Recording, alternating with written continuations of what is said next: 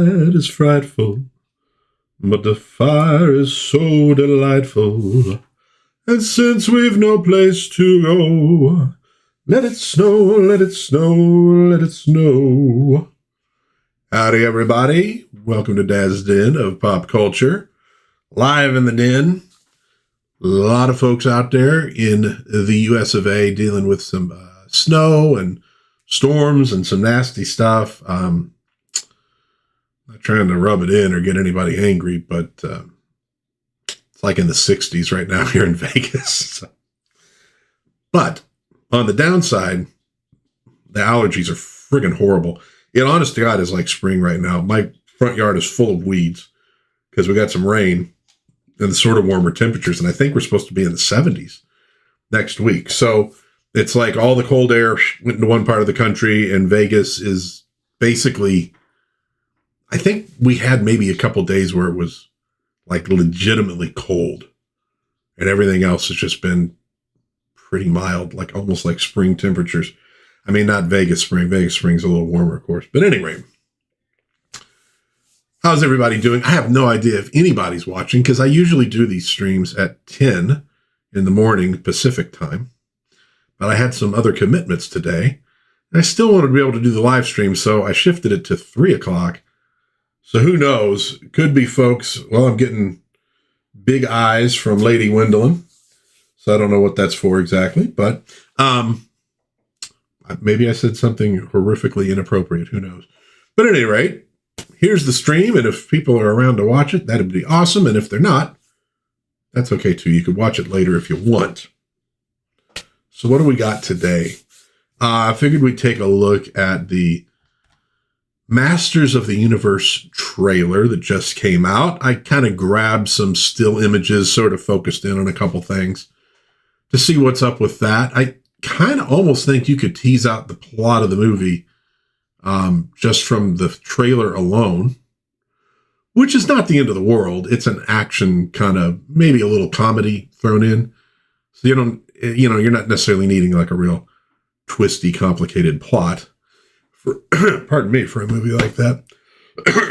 Excuse me again. But at any rate, I see you. Okay, good. But anyways, let's take a look at that and maybe chat about a couple other little things. Show off a couple new releases to the den that showed up this week. And maybe look at some new releases, new campaigns that are either for pre-order now or coming up soon. So with that, let's jump in and take a look at some imagery from the Masters of the Universe trailer as I shift my cargo over a little bit. So it starts out, kind of see this vista, hills, etc. And you see the sorceress in bird form flying through it. And apparently we're following her to the royal palace. So we got the bird, kind of the rainbow plumage, pretty much like the old 80s cartoon. So that's not a bad start. I mean, it says, look, we're at least to some extent, we're going to be giving you the Masters of the Universe you would expect, style-wise, design-wise. So that's pretty cool. And what we're going to tease out in this thing, too, I think we're going to figure out that this is the Royal Palace in the past. There's going to be some years between, you'll see as we go. And then we see Castle Grayskull, and the voiceover is He-Man, I think in his Adam persona. Like, oh, hey, Sean Franklin. Hey, hi, how's it going? How's it going? Welcome to the stream. So we got a voiceover that's like He-Man in his Adam form, talking about, talking tigers and all this weird stuff, but it's for him, then he says, mention spaceships, but for him, all this stuff is sort of real, right? Now, the spaceship thing, is it supposed to look a little bit like the toy they had that looked kind of like a bird? That was the flying thing. I'm not sure. Oh yes, I have seen the original Masters of the Universe from '87 a couple times. It's a fun movie. It's goofy. I guess you could also say it's not exactly clinging tightly to the premise of the cartoon or the toy line. I mean, there's some little bit, but they kind of mix things around. But it is actually just kind of a fun little action comedy thing. I thought Dolph Lundgren was pretty fun in it. And then he says something about magic swords that could make a man as mighty as a god. And that's actually pretty cool looking. I think they did a good job with the sword. I think people are going to be pretty happy design-wise where that is. And so he says, where I come from, that stuff is real. And I kind of like this. We're not going to get the Adam grows up in our world, our Earth. I mean, these are two different planets. I don't even know if it's dimensional exactly. But it's not going to be where he doesn't know who he really is. Here he knows exactly who he really is. And he wants to get back to Eternia, to where he was actually from, because he had some time to grow up there. So I thought that was kind of cool.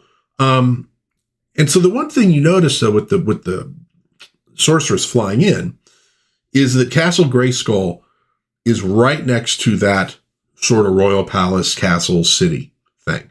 There's a bridge going across from one to the other. In the cartoon, you always got the feeling that Grayskull was some distance away from the royal palace. They had to journey there. Here, it looks like it's right next to it. And that's why, from stuff we're going to see as we go through, it looks like those shots are from the past. Do you like the He-Man and Masters of the Universe? I liked it okay. I did. I saw a little bit of it. I didn't see tons of it. But I thought it was pretty cool. I thought they did a good job, of trying to like blend the cartoon and the toy line, but also make it maybe a little more updated, etc. And I think there's elements of that cartoon in this movie. That's kind of the feeling I get. It looks like there's elements in this trailer that come from a few different versions of Masters of the Universe, etc. So at any rate, we then see Adam in his room, and if you kind of zoom in, you can tell that the drawings behind him are of that sword. So that's what he seeks. He's seeking the sword. Okay. Then we get the MGM lion roaring. I will say this would have been kind of cool if they had Battle Cat roaring inside that thing instead of the traditional lion. On the other hand, I understand how corporate logos work, and they would be loath to do that. And then our next shot is we see that royal palace, castle, city, I don't know exactly what to call it at this point, under attack. And we're going to see Adam asking his mother why she sent him away, to be safe. So from the cartoon, we know that his mother was an astronaut from Earth who winds up on Eternia. And so obviously the storyline here is Adam's on Earth because there was an attack on Eternia. His mother sent him there to be safe, sent the sword with him. Now, they must be divided at some point. We don't know how they're separated. And so the city, etc., is sort of ruined, sort of destroyed. And he's going to be coming back into that place where something really bad has already happened. We get a shot of some of the warriors, the palace guard here. That's a little bit dark, so I auto-leveled it so you could see a little more clearly the kind of armor they have. And that's pretty reminiscent, I think, of the 80s cartoon in terms of the men-at-arms that Man-at-Arms was in charge of. Then, of course, we get this shot. Now, this is a shot that's caused some annoyance and stuff online, and I kind of understand why. From what I can tell, it looks like it's meant to be a joke. Because what you do is you see, we got Adam Glenn with the he-him things. He's working in human resources. And I think if you live in the corporate world, you kind of know that human resources, more often than not, is mostly staffed by women. Just traditionally seems to be that way. So we got a guy working in human resources. And what we're also going to see is, let's see. Yeah. So then we're going to see him being lectured by presumably his boss there, a woman, who's saying, it's not a good look, swords and all this fantasy stuff for human resources, kind of putting him down, right, for the things that he's interested in. And he gets this text. I found your sword. Okay. I think I see sort of a story forming here. Now, this is the thing. And I get this is why people get annoyed when they see that. There's been a lot of bait and switch over the last few years with movies, maybe TV as well, that one would generally consider to be sort of male entertainment about heroism, etc., where they'll kind of, it looks like it's going to be like that, and then it turns out that they actually inverted it a bit. So I can see where there would be people who aren't real, they're not willing to trust Hollywood. But it looks like what I'm seeing here, because he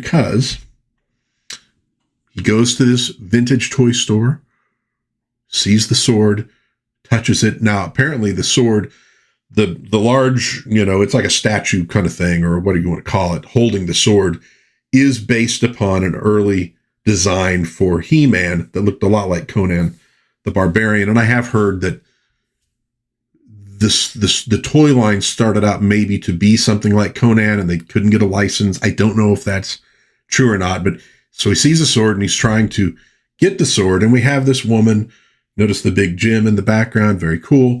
This woman who's like, I don't know, manages a toy store, owns it, whatever. Sir, you can't do that. And he's like, it's okay. The sword's mine. So we have two scenes here where women are sort of trying to separate Adam from his destiny. You're not supposed to be into these things. You're not allowed to touch that, sir, etc. It's Adam trying to get back to that sword to unlock, well, what? Well, what does that sword do for He-Man? I have the power. It sort of unleashes his masculinity. But we've gotten so many things where it's toxic masculinity.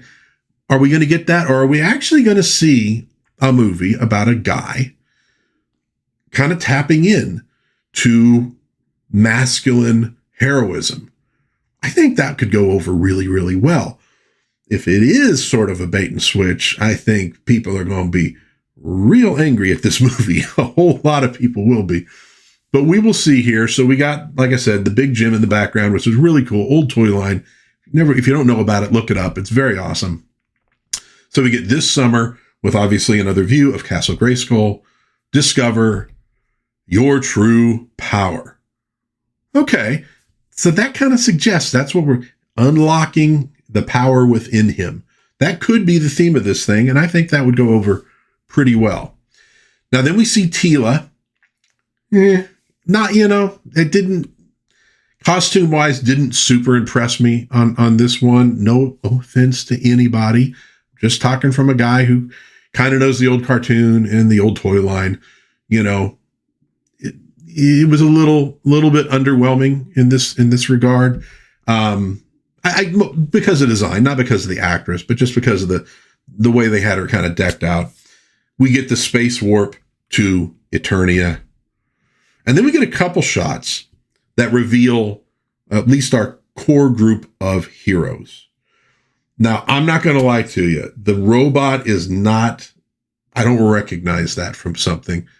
I am not the world's biggest He-Man fan. I didn't get into the toys when I was a kid. I went the way of G.I. Joe and was still into Star Wars. Didn't really get into them. It's later in life where I took a look at the toys and stuff, and I realized how cool they are. I mean, there's the design on these things is really, really fun. And I grew to appreciate them. So I'm not sure if that robot is a reference to something in particular. I mean, I know there was one of the Masters of the Universe was like a robot. You could see through him. You can't see through that guy. So I'm going, I don't know if that's what they're aiming for. And we got Man-at-Arms standing next to him. And there's Adam. And then the other side of that image, we got Teela and we got Battle Cat. One of the things that prevents me from liking a lot of this stuff is I am just not a fan of CGI. Generally speaking, it not only seems like it plateaued in terms of quality, seems like it's kind of gone backwards a little bit. And I look at that Battle Cat and I'm going, that is just such obvious CGI. It doesn't feel real. He feels like, yeah, it just feels almost like they're, like if they had them standing in front of a green screen with a tiger interposed behind them. So that's one of my worries in terms of, will I enjoy this movie? Not that into CGI action flicks. And this looks like very much like a CGI action flick. So, so we got those revealing shots. Then looks like they are attacked. We see Castle Grayskull in the background. And if you see the fuller shot, this is clearly after all those other attacks had happened. Everything's sort of ruined. The bridge is partly destroyed to Castle Grayskull. We got these things flipping around. Now, this is another thing. And again, there may be toys that came later. There may be stuff like Sean was saying in the 2002 cartoon that look like this that I'm missing out on. So mea culpa if that's the case. But when I'm looking at this, I'm going, it doesn't look like the old vehicles. Like, I figured you would want to have, at least in the trailer, some of the toys come to life. There's that sort of thing, that the one-man flying thing that they would ride where you kind of had your hands on the sides of the handlebars. You know, there's the tank with the treads that, you know, kind of do the weird rotating. I don't know. I don't know the names of most of these things. Like I said, I didn't grow up playing with them. There's the rotor looking thing.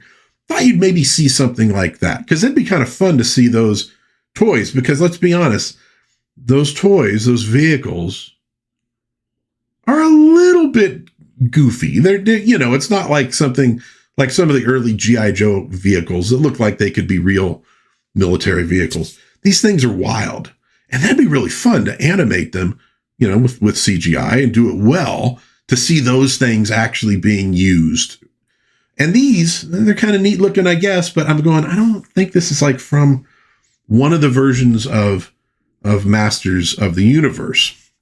So we then get slow motion walking, which I'll be honest, I'm kind of tired of that trope in movies. And again, this brings up another thing. There's another scene that'll show up later where I'm going, how original is this?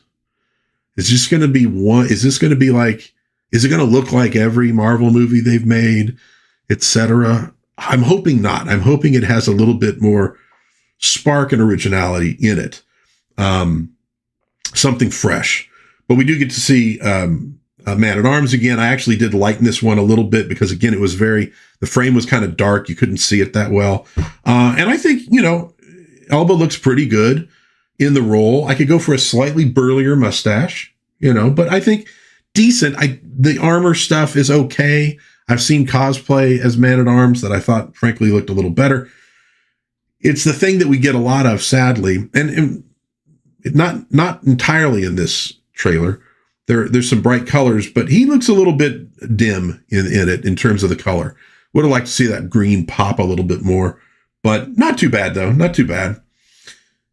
Then, of course, we see the reveal of Skeletor, played by Jared Leto. I honestly have never watched a movie he's in. I know a lot of people are not thrilled with the guy in things. I don't know. I got no beef with the guy one way or the other. But that's a pretty good looking Skeletor. That looks pretty darn cool. I like that. And it does seem as though he has conquered Eternia in this storyline. And so He-Man, Adam, and the others are kind of the rebellion trying to unseat him. That's what it looks like as you go through these things. We see this dude who could be Spycor. That's the only one I could figure that he kind of resembles. We do see Fisto. Fisto is one of the figures that I enjoy. I actually have Fisto sitting up there. Yeah, he's kind of far back. You can't see him behind some of those other, and you can't see any of them because I got a picture in front. But Fisto always, just the name I thought was funny. There's there's a lot of dad humor. There's a lot of puns, obviously, in the Masters of the Universe names that I really appreciate. So we got Fisto, and he's punching somebody in that one.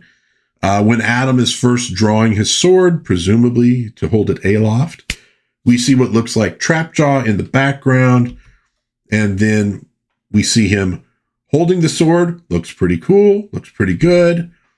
And then we see him actually squaring up against Trapjaw. So the Trapjaw, I think they did a pretty good job with. That's another figure that I really thought was really cool. Glad he's in there. And it looks like they did pretty decent with him. We see Beastman on top of a car on Earth. Now, the cracked windshield, that does not look that good. So that could be an issue in this movie. The quality of the CGI could be an issue, and especially when you have a movie that's going to be heavily CGI'd. You need to have it be top quality. But we do see Beastman, and this says that obviously Adam finds his sword, that toy store. That probably alerts Skeletor. And so Skeletor sends his troops to Earth. Obviously, Teela and probably Man-at-Arms and Battle-Cat come as well to rescue him. So we're going to have probably an early action sequence on Earth, some fighting, whatever, and then they're going to escape into that space warp. That looks probably like what they're doing here. We do get a moment of a fight between Teela and Evil Lyn, and I got to say, Evil Lyn looks pretty darn cool. I think they did a really good job with that.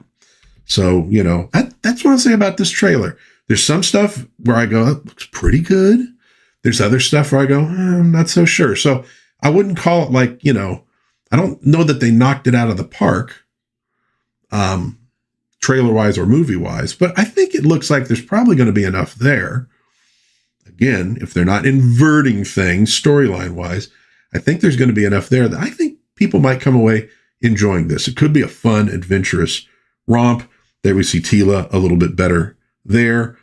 And she's the one, I think that's kind of how they did Teela in that later cartoon, more so than the earlier cartoon. So I think they're pulling from a few different, and that's smart, by the way, because obviously I'm the generation that was around for Masters of the Universe the first time, basically Gen X. Again, it was when it popped out, I was a little more into other things, but that was right about when I was about the right age for Masters of the Universe, maybe a little younger, but right around there. Well, we're all, you know, late 40s, early 50s, age-wise. Maybe we got grandkids we could take to the movie. But you got a whole other crop that got into Masters of the Universe with that 2002 cartoon. I don't know if it had as big of an impact on the pop culture at that time as the 80s one did, but still, it generated some fans. So it's probably a good idea to have some things from that version show up in the movie so everybody gets a little something and is happy. Here we get a nice view of Battle-Cat, still not wearing the armor. Would have loved to have seen him in the armor, but on the other hand, save a little bit for the movie. You know, don't show everybody everything. I never need to see this kind of scene in a movie again. The person with the giant leap. I don't care for that anymore at this point. It's cool. Like the first couple times you see it, they do it all the time in these things. That's where my worry is how fresh is this going to be? Or is it just going to be a whole lot of tropes that they copied from somewhere else? Is the humor going to be copied from the MCU movies, which I think a lot of us have probably had enough of that humor, honestly. Okay, but still, I mean, I'm not saying there's no reason for this to be in the movie. It may work, and a lot of people probably dig it. I think it's more of a video game generation thing, not something I'm in love with. Then we get the Thing. He-Man does the Thing, and we see him being transformed. Pretty neat. That looks pretty good. Hey, Mr. Sushi Hut, how's it going, sir? Oh, I see Sean. Do I think Thundercats a live action movie? I think they could do a Thundercats live action movie. I think they could do that. Just, you need to make it look like the Thundercats and come up with a fun action adventure script, you know, and don't mess around with it, you know. keep the emphasis on heroism and all that kind of stuff.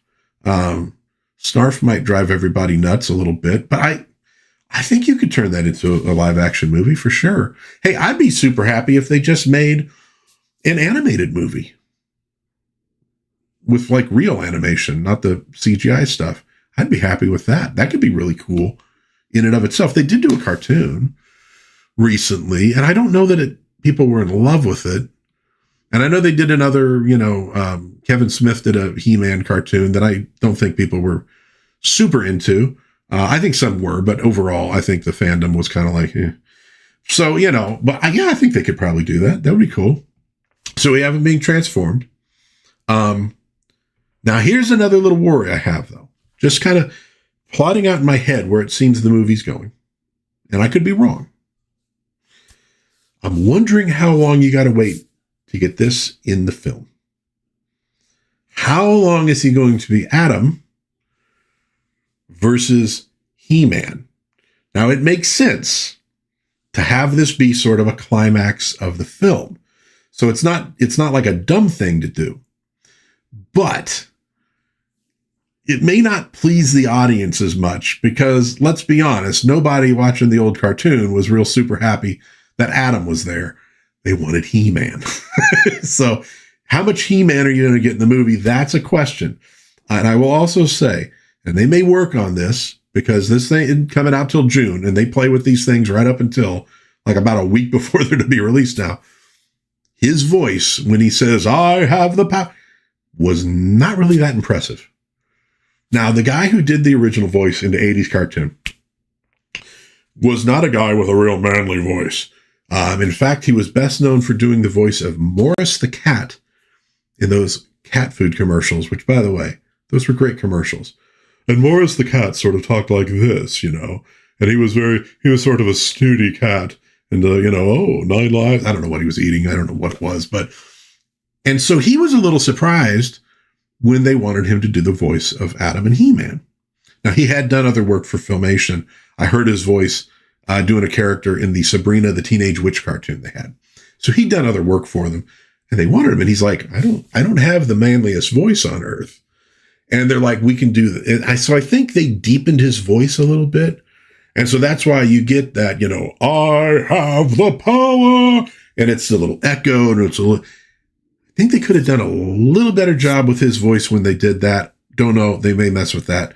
But that was something I noticed. But overall, it looks pretty good. Pretty neat effect of him becoming He-Man. And then we get to see some action here with He-Man, slashing and fighting with some bad guys. We get an image that looks like Snake Mountain. So it does look like there's a lot of stuff from the old cartoon and toys coming into this thing. We get Skeletor with his staff. That does look really pretty good. I think they did a fine job. Now, is Leto the right guy to play the character? No idea. I don't know. People are going to have different opinions about that. Hopefully he does a good job with it. I mean, look, Skeletor is kind of over the top.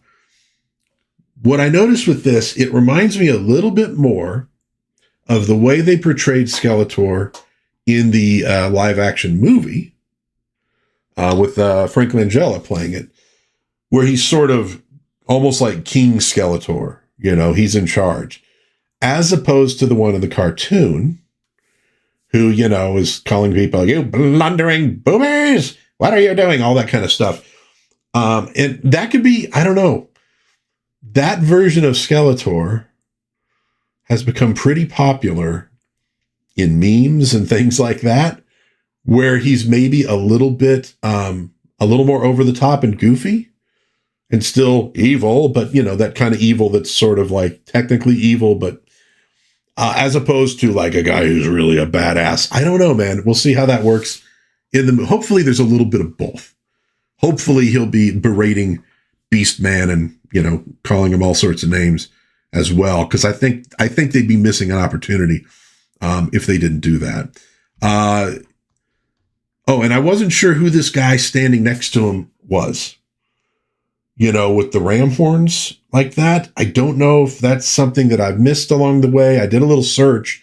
It did look like a later version of Ram Man.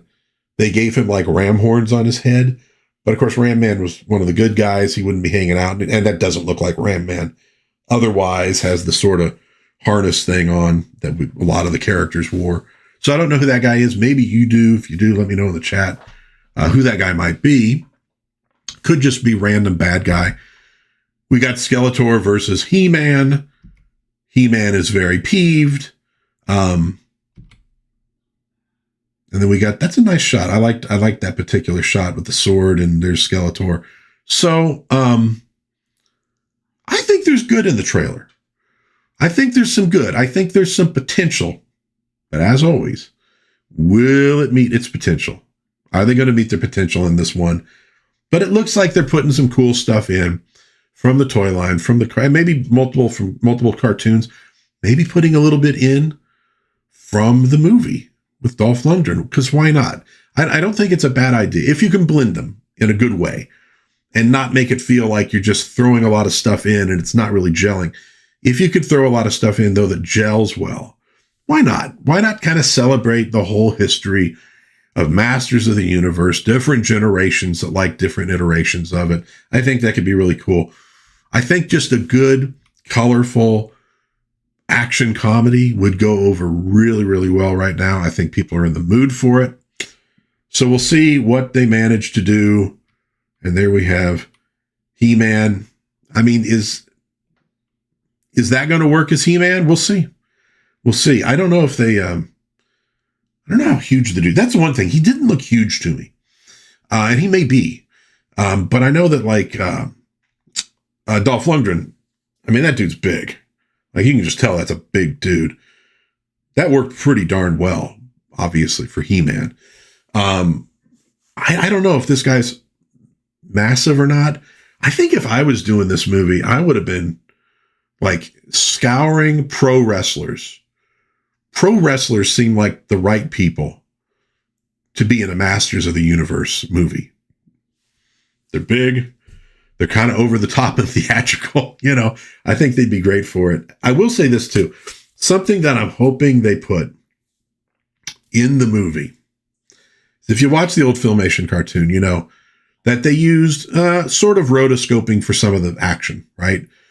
And they use it for multiple characters. So there's a certain ways of walking. There's a certain tumble. There's the bit where somebody leaps and they come down with their legs, and you could see the person beyond and just the legs standing there. I hope they work those movements into the story at some point. Just have somebody move a certain way that you'll go, oh my God, that's the rotoscoping from the old days. Don't do it constantly, just once. Have somebody land with the legs that you do that once. I hope they do that. I think that would be really kind of a fun thing. And I hope some of the vehicles, as they were designed as toys, show up in this. Don't try to make them look too cool and realistic. It's okay for this thing to look a little bit goofy and a little bit campy, because Masters of the Universe was, and by the way, was extraordinarily popular just that way. I don't think you need to be sort of apologizing for Masters of the Universe and like, well, we can't make it look like the toys. It won't look cool. No, it's okay. I think the thing to look at here as a guide is the Barbie movie. I know, Barbie, He-Man, but they are both toys, and they were both aimed at kids. And the Barbie movie kind of gave you Barbies and the way girls played with Barbies back in the day, you know, and women were very happy with that movie. I think let this be kind of the stuff that kids remember. You know, they're adults now, but they remember from their childhood. Let kids just have a fun action adventure romp. I think it could do rather well, but we'll see. We'll see how well they do it. But there you go, folks. That is a few little images I grabbed out of the Masters of the Universe trailer and my thoughts on it. Obviously, if you got some thoughts, I would love to hear what you have to say, either in the chat or in the comments later. That would be cool. You know, I know there's a lot of people arguing right now on Twitter and stuff over it, and I get it. I'm not angry at anybody for going, oh boy, are they getting ready to bait and switch us on this one? Because people have gotten burned an awful lot of times. You know, there has been a lot of the bait and switch, but we'll see what they do. Hopefully it'll be a fun movie. If it looks like it's going to be fun, if I see some other good stuff on it, I might go see it in the theater. Why not? I did want to bring this up. Lion King director and Aladdin co-writer Roger Allers passed away at the age of 76. I believe it was this last week. He was involved in a lot of Disney stuff. He was involved in Little Mermaid, Beauty and the Beast, Emperor's New Groove. Really sort of the second golden age of Disney under Eisner, starting with Little Mermaid. They had an amazing chain of success. Hunchback, maybe not so much, but a really great chain of success. And he was there for a lot of that stuff. But I also wanted to bring up that he was also an animator on Animal Olympics, which I did a review of on this channel a while back. And he specifically animated the lioness, who is like the marathon runner, who some people will say helped launch the furries. Because, he did a really nice job animating her. Kind of understand. It's not as far as I would go. But so apparently Animal Olympics was foundational to furries. Don't blame the guy, though, that much. He was just a really good animator. He also did pre-production design for Tron, which actually the guy who did, one of the other guys who did Animal Olympics was the creator of Tron. And he was an animator on Rock and Rule. Very cool Canadian animated film that I also reviewed on this channel. You might want to go check those out. Hey, I see Ramey Butler. Freezing in Mississippi. I know. How crazy is that? Like, think about it. You're in Mississippi, right? Which is pretty flat. I mean, it kind of goes right to the Gulf of America. But it's not like a super mountainous place. Like, I don't think you have real high elevation necessarily. And it's further south than Las Vegas, where I'm at. So further south, lower elevation, and significantly colder than we are right now. The spread of temperatures in the United States, like along the same, longitude, is kind of crazy right now. I mean, it's like a 60 to 80 degree swing. We're doing pretty good here. Animal Olympics, saw that HBO when it came out. Yeah, Animal Olympics is actually a pretty fun cartoon. I like it. It has some like very chill music in it and stuff. It's kind of groovy.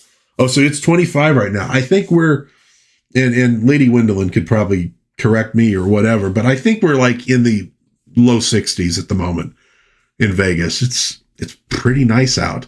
Allergies are killing us, but other than that, it's pretty darn nice. Okay, so anyways, but yeah, so Roger Allers passed away. Godspeed. Did some amazing animation work. I mean, look, you had, I'm trying to think how it went, the order, but you had Little Mermaid, Beauty and the Beast, and Aladdin, right? I mean, that's 3 really well done animated films and just brought Disney back. It brought Disney back. What is the follow-up? A little bit different, Lion King. But who else remembers the very first preview of Lion King in movie theaters? I can still remember sitting in that dark theater, and then all of a sudden, I don't know what they're saying, but with that sort of the giant vista and the sun's, I guess it's sun rising, and everybody like in the theater is like, whoa. And then the whole song, and that thing ended, and it ends with that thunk that just, with that sound system, went right through you. And I think everybody in that theater was probably like, holy crap, I've got to see this movie. And it was a good movie, too. It was a solid film. That was an amazing. I mean, you think about, you just had those other 3 films, Lion King, and then Pocahontas and Hunchback didn't do quite as well. I think Pocahontas needed some more time to gel. It seemed like they moved too early on it. The story wasn't quite there. There was some great animation in it and stuff, and Hunchback had some issues, but it's just an amazing, but that Lion King preview was freaking amazing. Just absolutely amazing. I would love to see that preview on a big screen again, let alone watch the entire movie, which I wouldn't mind that either. But just seeing that'd be friggin' incredible. What do I got next? Okay, we're going to wait on that. Next, I wanted to show off a couple little things in the den this week. We got one new toy. We got one vintage toy. Now, the new toy I ordered last year, and it finally arrived. Batman and his Batmobile, the old 89 movie version, which is the, version of that era that I really, really like. Let's see the other side here. And I thought it was pretty cool because you got the figure as well. At least as near as I can tell, that figure, it is exclusive. It's an exclusive figure, folks. I don't like to brag, but I have an exclusive Batman figure. Let's see. Okay, it is taped. So I brought back a little pocket knife, which I'm not going to show because doesn't YouTube freak out if you show like knives or whatever on screen? I don't know. I just try to stay on the good side of the algorithm because, what am I going to do if I get on the bad side of the algorithm? I don't exactly have 8 million followers at this point. No, I do want to do that the other way around. Let's open this sucker up and take a look at it. Unless everything is packed in incredibly tight. Ooh, let's see. What do we got? Oh, yeah. How do I get those off of there? Oh, just like that. Well, that ain't bad at all. Look like Raimi and Sushi Hut are having a chat. Very cool. Okay, so this is a very toy Batmobile. So it's not something that is hyper designed. It looks like something, God forbid, a kid would actually play with. Get this a little away from the microphone. All right. So here we got Batman. Mixed media. We got a real cloth cape. That's not too bad. And it get his face close enough you can get a good look at it. If we'll get it to focus well enough. But it is a Michael Keaton Batman face. Very cool. I didn't have any figures like this of him, of that version of Batman. So that was one of the things that I thought, I might get this dude. And then we look at the car. Now let me see. Okay, I wanted to see and make sure there weren't a sheet of decals. Okay, so here's the car. You got just a little bit of a paint bit on the side there for some of the silver, but it's pretty much the black. You got there's the base underneath. This is very light, so it's very much like a toy that kids would play with rather than, a fancy adult collectible. Not a lot of moving parts, but that does slide. So you can slide that open. You can put Batman inside. Get in there, dude. Oh yeah, that works pretty good. It wasn't too hard.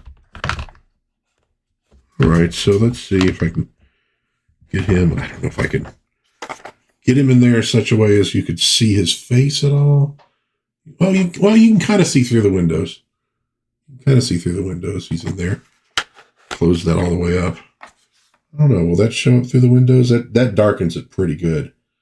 Hey, Batman doesn't like to have people looking in his windows. Now, do those move? Those are like where the machine guns would be. I don't think there's anything that moves those. Which, I'll be honest with you, does not surprise me in this day and age that you would not have Yeah, I think that actually, those little holes go all the way. No, they don't exactly. I know, as I talk to myself while looking at something. Because nothing but professionalism here from me. But yeah, I was trying to see if those little machine gun ports would actually open up or do something, and it doesn't look like it. They're just sort of molded in. But it's, you know what? This is a pretty cool, I think this would be a pretty cool toy. For a kid, if you got a kid who's just gotten into that version of Batman, maybe seen the old movies, he did a nice job with it. But it's not mind-numbing. It's pretty light. Those are like rubber. Those little wings are like rubber. But it's, you know, it looks like the kind of cheap toys we would have played with when I was a kid. Now, based on the price, could have maybe gone for something that was a little less cheap in that regard. So, yeah, I'll give this one like a C in terms of value for money. But I will say the Bat figure, let's put his arms out a little bit so it'll stand up there. The Bat figure's pretty cool at a minimum. And I think they got the design pretty good. It has the lines. All right, so there we go. That finally showed up. Batman and his Batmobile. The tissue paper over. Now, the other thing I got is a vintage toy from the venerable Azrak Hamway. God, my brain just like did a flip on me. I'm getting that right. Azrak Hamway, yeah. So this is from 1979. So this showed up on eBay maybe about a week ago. And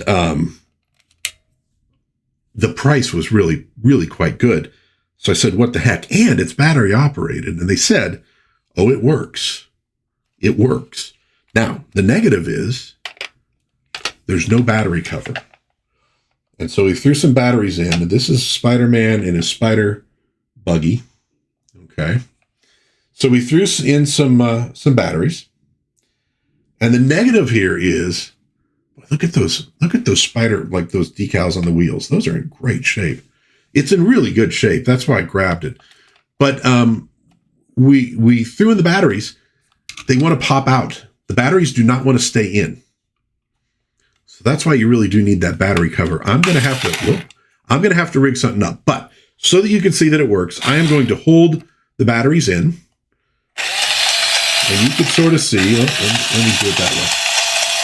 So you see his little hands moving like he's steering. And we got him facing, yeah, here we go. We had his head turned around. All right. Now you can see on the bottom, you got a light blinking. You can see that back here. There's the light blinking. You got this little thing on the bottom that'll have this thing sort of driving randomly all over the place when it's actually functioning. All right.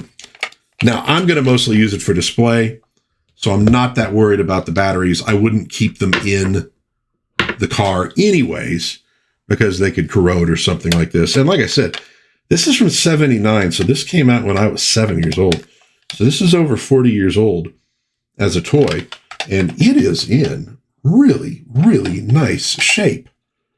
It's not all scratched up. The decals are still there. Man, I'd say either this was owned by a kid who was really, really careful with his toys, or I don't know, man, this thing got put aside and nobody played with it for a long, long time. There you go. There's the base. So there's the item. This basically spins around on its own and would be propelling the car forward, driving around basically like Spider-Man is, I don't know, trying to dodge the Green Goblin. But I kind of loved the little wheels on the steering wheel going like that. So very happy with that. And I think, again, as a display item, I think it's going to look really, really good. We got a few things here. Let's see what we got. Bump, bump, bump, bump, bump, bump, bump. Oh, my God, we got a whole bunch. Let's see. Blu-ray player, it has been amazing. Mrs. Sushi had said that. Lion King is best version of Hamlet. Yeah, it's a pretty good one. Oh, because I'm a fan of Hamlet. Yeah. Well, you know, I take them as two separate things. This No, you're not a killjoy. Don't worry about that. It's cool. Everybody's got their own opinion, man. Oh, if you heard half of mine, I'd have people coming after me. Because I'm a weirdo. 89 Batman was a game changer. It was, for sure, Raimi. I should give it a watch then. Also, I need to finish Batman, the animated series. I know. I need to finish it as well. I mean, I watched most of it when it was first on, but I have the DVDs and I need to get them in there and watch them. Need to look it up too. I had a chance to buy a replica Batmobile minus motor for $1,000. Okay, now are we talking like Raimi? Are we talking like a full size? Like, I don't know. I don't know what the hell I'd do with it, but for $1,000, yeah, I probably would have done that. Had actual Browning machine guns and fenders. Wow. I could use those for traffic for sure. A guy bought it and then had a divorce. I wanted it, but it had not enough money. I was smart. Yeah. Wow. What a crazy opportunity. But then it's one of those things where you're like going, well, there's no motor. How am I getting it anywhere? I'm going to have to get a trailer for this thing, or I'm going to have to park it somewhere. And yeah, I mean, it would, but God, that's crazy, man. That's one of the, like I always warned my wife, I'm like, if one day I happen to come across a full-size Bob's Big Boy statue at a good price, I hate to tell you this, but we're going to have a full-size Bob's Big Boy, either in the front yard or in the backyard, because I'm getting it. Thankfully, that has not happened, and I have not had to endure my wife's wrath. But so there we go. Those are the new additions this week in Dad's Den. A Batmobile and a Spider buggy. And the Spider one is fun. I don't know if it's technically the Spider buggy. I think that was a different toy, but I think anything that involves like Spider-Man or Hulk driving a vehicle is funny to me, because they did actually have the Spider buggy in the comics for a brief time, just for fun. It was either the buggy or it was one of the cars. They had a Spidey mobile for a little while, and I think it ended up in like the East River, and that was the end of that. But they didn't play with it. But it's always fun. Those kind of toys where it's like, they just brand them. There was probably, almost certainly, there was a Captain America version of that. There could have been a Hulk. There could have been a Batman, a Superman. Who knows? They never make sense. They're sort of like, almost like knockoff toys, but they're a lot of fun. Last I heard, he sold it to someone in Reno. Oh, okay. So not that far away. I have seen a full-size Adam West Batmobile driving around Vegas one time. I've seen one of those. I've seen a Mystery Machine. I have seen a Turtles battle van. That was a really small van done up like that. That was pretty cool. I used to see Starsky and Hutch car a bunch when I would drive to work at the old office I was at, because they had the same route and they left about the same time. I got up close to it one time and it was not in great condition. I was a little disappointed, but I was always in my mind going, I'd like to buy that. I'd like to drive the Starsky and Hutch car to work every day. But maybe not that particular one. What else was there? Oh, I've seen a Ghostbusters van, but it was a minivan, but it was done up, or not a minivan, like one of the little SUVs, but it was all painted up like Ghostbusters. It was kind of fun. I know you get a lot of weird stuff in Vegas. We're an odd place. We don't really make much sense. Let's look at a few coming attractions. The Nostradamus Effect, number 1. This is an occult apocalypse thriller, now live on Kickstarter. The little description is: a plague awakens, an ancient evil stirs from its prison, history's darkest prophecy is ready to be fulfilled. 26-page story, 30 pages total, created by artist Carlos Granda, $17, which is a little steep for 26 pages. Estimated delivery July 2026. There's a couple other images from it. I thought the art looked pretty cool and maybe worth it, but it's a little bit expensive for 26 pages. But, you know, it's indie comics, man, and sometimes they're working from passion. Sometimes the customer's got to work from passion as well, and sort of, you know, dive in there, help somebody get that first issue out, Maybe they could build from there, and you hope they will. I see Sushi Hut says, I loved the weirdness in Nevada when I did an internship in Reno a few years back. And Reno's actually weirder than Vegas.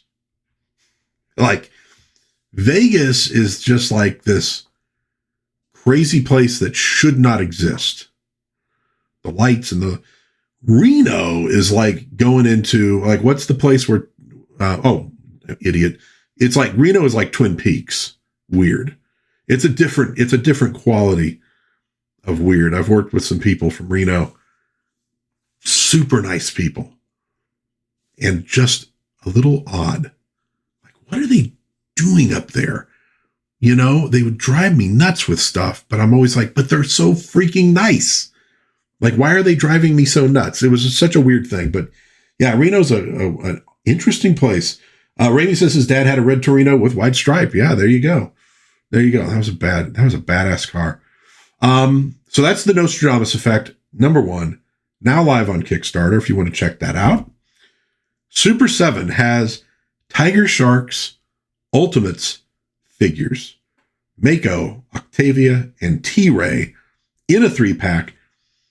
I kind of barely remember this cartoon.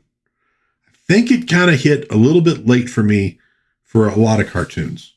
There was kind of a dead zone for me, and then I got interested in animation again and started looking at stuff. So I have vague memories of Tiger Sharks, but I remember it always looked pretty darn cool.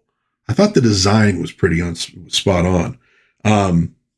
So there you go. If you're into Tiger Sharks, they got some Ultimates. Now, I will say, some people have complained quality-wise about Super 7's Ultimates figures. So buyer beware. You might want to check out some reviews and things before you dive in, because they're not cheap, but pretty cool. I don't know that I'd be tempted even if they were 3 3/4 inch. I just don't have enough nostalgia for the Tiger Sharks, but that's a cartoon I maybe need to check out, though. That could be a good review for the channel, a good first watch and review. But apparently available now in Super 7. You might want to check those out if you're a fan. There's another image of it. Sorry, I had another image stored in there and did not realize it. So there you see the head sculpts of the character. Oh, it looks like it is pre-order at the moment. So I preferred Silverhawks over Tiger Sharks. It was too kiddie. Oh, okay. Silverhawks is on Tubi right now, and I've been watching a few of those. For lovers of vintage comedy. The Court Jester is getting a Blu-ray release. You can pre-order it now on Amazon for $31.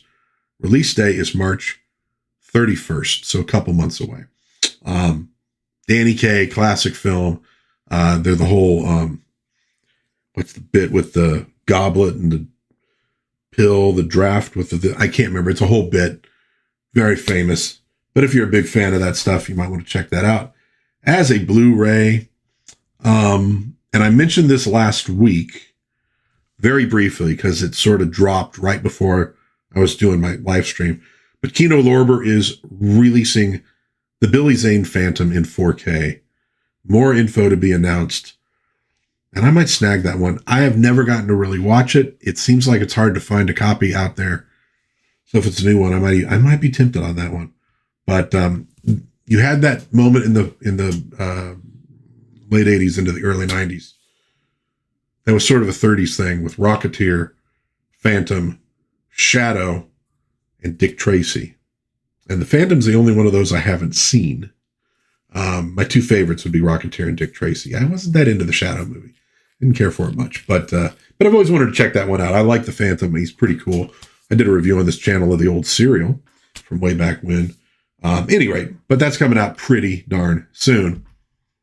And apparently, the Johnny Blaze Ghost Rider Plus motorcycle will be up for pre-order on February 5th, 1 p.m. Eastern Standard Time, so 10 a.m. on the West Coast. I'm probably going to grab this one. I've been kind of waiting on other things. I know I got a Spider buggy. It was vintage. It worked. It was a really low price. It was really low. I think with shipping, I maybe paid $20-something for it. Couldn't resist that one. But I've been waiting on other things because that looks really cool with the motorcycle. looking forward to that. So they announced that a while ago, but they didn't have a date. Apparently February 5th is the date. So if that interests you, be on the lookout. And that's all I got for coming attractions this week. Not a whole lot of stuff floating around that I'm seeing on Twitter, and I'm hoping that's not because they changed their algorithm and I'm just missing things, mostly especially indie comics that might be cool, because they may not be. Yeah, I might have to start hunting a little harder, maybe hitting like Fund My Comic, Kickstarter, Indiegogo, and checking them out once a week to see if new things have popped up. But I used to be able to pick up on a lot of things without having to do that. But I like to be able to shine a light on those things, if at all possible.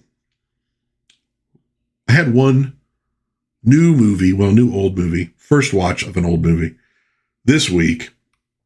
Had to bring this up to everybody because, dude, it was pretty damn fun. Oh, and that's another picture. I'm doing great. There's another picture of the Johnny Blaze. So, movie, The Brain Stealers. Now, that's the English title from 1968. It is a Shaw Brothers film, Hong Kong. And it is seriously fun. Sort of the campy James Bond genre. You had James Bond, which could be a little campy, honestly, just a little. But you had a lot of imitators that were a lot campier. And Shaw Brothers apparently did quite a few. So I had this thing sitting in my watch later list on YouTube forever. Finally threw it on. And dude, it was pretty darn fun. You got this bad guy, Professor Zero, who's trying to get a hold of this doctor's formula that is supposed to enhance the growth of plants. But he wants to use it on a human being to make a super giant that he can use to conquer the world. So he's a faction trying to get this. There's also a chemical company in Japan who wants it. There's, I think, somebody else who was looking for it too, maybe as a freelancer. You got these different factions trying to get this thing. And there's Professor Zero's evil lair. Very, very cool. Great design. Again, this is 68. So it's in the same era as 66 Batman, that kind of thing. This woman is the daughter of the doctor who invented the formula. She is like a judo master, and she's recruited to also to protect her father. And the secret, this dude is sort of a kind of a roguish guy, not sure whose side he's on initially, that he gets involved as well. It's a fun, goofy movie, very bright colors, kind of everything I'd like that Masters of the Universe movie to be, if I think about it. But you might want to check this one out. You could still find it on YouTube at the moment. It's probably out there in other places too. The Brain Stealers from 1968. Had a great time with that one. And once I watched that, starts giving me all these other suggestions that are sort of from the same series, or at least very similar to this one. So like I got about 4 or 5 Shaw Brothers flicks that I need to start watching. So really, really fun, groovy stuff there. So only one more thing left for this stream. It's kind of a little bit shorter because we didn't have a lot of coming attractions. This is the coolest thing I've seen on the internet this week. Yogi Bear and the Three Stooges meet the mad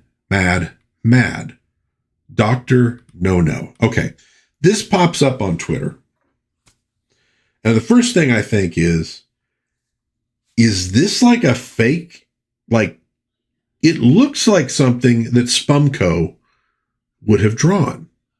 I'm like, is this somebody from Spumco like made this fake record album? It's not real, right? It can't be real. This cannot be real. Oh, it's real and it's spectacular. Well, I don't know if it's spectacular because I haven't heard it, but it is real. From 1966, which I'm not convinced was maybe the greatest year for pop culture ever. Released by Hanna-Barbera Records. It stars Mo Howard, Larry Fine, and Curly Joe DeRita as the Three Stooges, and Dawes Butler doing Yogi Bear. It's the final album recorded by the Stooges. The whole mad thing. It's a mad world. That was a thing at the time. But I am like, I have got to find a copy of this. And I did a quick search like on eBay, and it's like, it wasn't even there. It didn't exist. This is amazing. But look at that image. Look at the art. And tell me that does not look like something Spumco made sometime in the late 80s for fun. Like, that is amazing. The fate. Oh my God. So this is my new holy grail. I got to find a vinyl copy of this thing somewhere. Probably never will. Oh, the other one. Really tough. If you ever find this out there, the Josie and the Pussycats vinyl that they released with the three women who actually were doing the singing, one of whom is Cheryl Ladd. Sorry. Cheryl Ladd doing one of them. She was Melody. That's a tough one to find. That original vinyl. It has the actual three women on the cover in the Josie outfits. So it's not like the animation. That's a tough one to find. I've been searching for that one as well. Raimi, you're right. It looks fake. It's got to be fake. No, it's on Wikipedia. I'm like, oh, let me just see if I could. It is on Wikipedia. It is a real thing. It is amazing. I've got to find this thing. Maybe one day I will.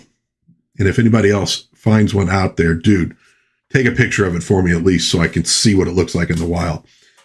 So that'll do it for the live stream today. Number 50. Had to be late today. You know, what can I say? I'll probably get back to the 10 a.m.-ish slot next week. Although if I look and if I had like 100 people watching me, maybe I'll switch to 3 o'clock from now on. Who knows? But coming up this week in Dad's Den on Monday, we're looking at Thor number 340. We're going through all of Walt Simonson's run on Thor, one a week, every Monday. Thor 340 this Monday. On Wednesday, I'm going to do a review of a very cool TV series from the UK from 1966. There's that year again. Adamant Lives. You might want to check that one out. Very fun show. And on Friday, I'm doing a review of an old G.K. Chesterton novel from 1904 called The Napoleon of Notting Hill. Very weird, very cool book. It's funny, but it's also very, very thoughtful. So you might want to tune in for that one.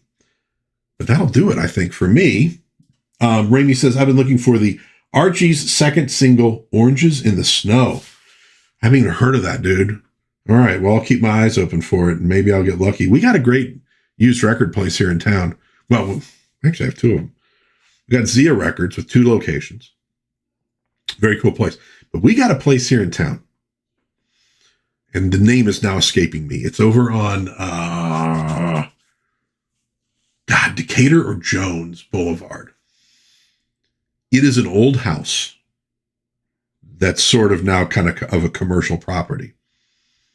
And it is jammed with old vinyl records. And when I say jammed, I mean every wall has shelves from floor to ceiling. And the records are packed in tight enough that it's kind of a pain in the butt to pull them out.